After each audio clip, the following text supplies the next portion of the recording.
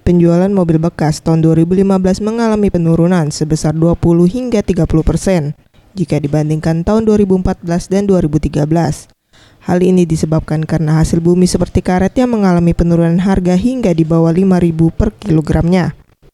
Salah satu pelaku usaha penjualan mobil bekas, Ibnu Saud, mengatakan, meski penjualan mobil bekas di tahun 2015 mengalami penurunan, namun penjualan untuk jenis mobil keluarga tetap diminati konsumen, sekitar 20 hingga 25 unit mobil setiap bulannya, dengan harga yang ditawarkan mulai dari 80 juta rupiah hingga 200 juta rupiah, dengan tahun pembuatan di atas tahun 2008.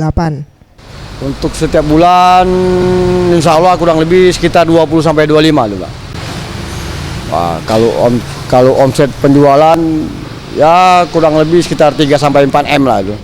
Mega Dwi Handayani, Ferry Jatinugroho, Sriwijaya TV.